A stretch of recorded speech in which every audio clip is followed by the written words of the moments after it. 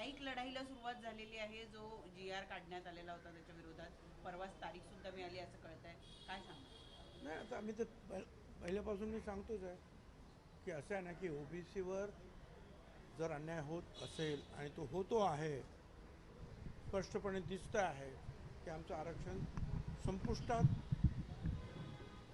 येतं आहे आता। कारण त्याच्यामध्ये संपूर्ण मराठा समाज हा कुणबी दाखले देऊन घुसवण्यात आलेला आहे बॅकडोर एंट्रीने। आमचं म्हणणं होतं की मराठा समाजाला आरक्षण द्या, ते वेगळं द्या।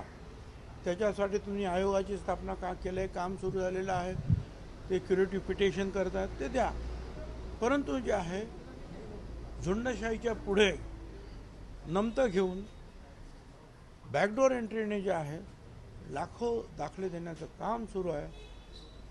परत त्यांचे सगळे सोयरीने अमकं तमकं, त्याच्यामुळे ओबीसी भटक्या विमुक्त यांचं आरक्षण संपुष्टात येत आहे।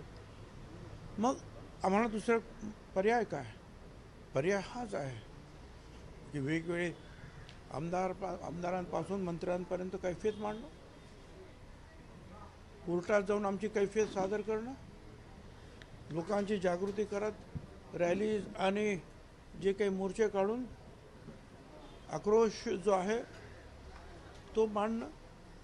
लोकशाहीने जे काही आम्हाला अधिकार दिले आमच्यावरच्या या होत असणाऱ्या या संकटाच्या विरुद्ध लढण्यासाठी, ते सगळी आयुधं आम्ही वापरतो, ते वापरणार।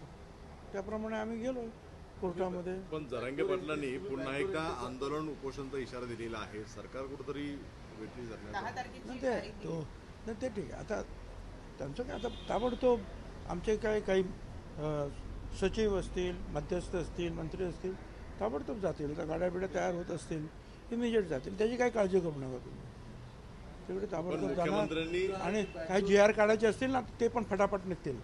पण मुख्यमंत्र्यांनी सगळं केल्यानंतर मंडळ द्या ना, त्यांनी द्यायलाच पाहिजे आव्हान काय। कारण त्यांच्या एवढा ज्ञानी जो आहे ह्या हिंदुस्थानात दुसरं कोणी आहे का? आणि ताकद पण खूप आहे ना। 3 कोटी लोक मराठा ते मुंबईत आणणार होते, ते बघितलं सगळ्यांनी 3 कोटी किती आहे तिकडे त्या वाशीला सुद्धा। म्हणजे ज्याला लाख म्हणजे समजत नाही आणि कोटी म्हणजे समजत नाही, अशी माणसं जे आहे मंडल आयोगाला देशामध्ये विरोध करणार आहे, त्याने ते अवश्य करावं। त्यांची हिंमत असेल ना तर त्यांनी मंडल आयोगाच्या विरुद्ध जे आहे आवाज द्यावा आणि त्याच्या विरुद्ध कारवाई करावी आणि मंडल आयोगाला जो आहे हा संपवण्याचं काम त्यांनी करून दाखवत, त्याची हिंमत असेल तर। माझं चॅलेंज आव्हान आहे त्यांना। भुजबळ साहेब, तुम्ही ओबीसीच्या प्रश्नावरती आक्रमक होताना दिसताय, न्यायालयीन लढाई सुरू आहे, मात्र दुसरीकडे मुख्यमंत्री सुद्धा मुख्यमंत्री जे आहे ते मुख्यमंत्र्यांना विचारा। माझे प्रश्न मी छगन भुजबळ म्हणून बोलतो आहे, बाकीचे प्रश्न बाकीच्यांना विचारा। कोण काय करतोय ते कोणाला मात्र या सगळ्यामध्ये राष्ट्रवादीची असेल किंवा दादांची भूमिका असेल किंवा मग भाजपची असेल भूमिका कुठेतरी सावधगिरीची पाहायला मिळते। त्यांना विचारा।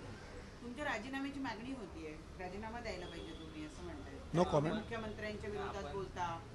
No comment. आपण राजीनामा दिलेला आहे असं देखील आता वृत्तपत्रांमध्ये बातम्या आलेल्या आहेत, नेमकी काय स्पष्टता आहे? No comment.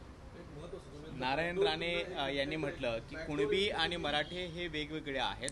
त्यांच्या अध्यक्षपदाखाली जी काही समिती होती, राणे समिती, त्याच्यामध्ये कुणबी मराठी एकच आहेत असं नमूद करण्यात आले। मला माहित नाही, परंतु मराठा समाजाचे जे माहितगार जाणकार रोजच्या घडामोडी पाहण्यासाठी राजकीय दर्शन न्यूज चॅनल सबस्क्राईब करा आणि बेल आयकॉन दाबायला मुळीच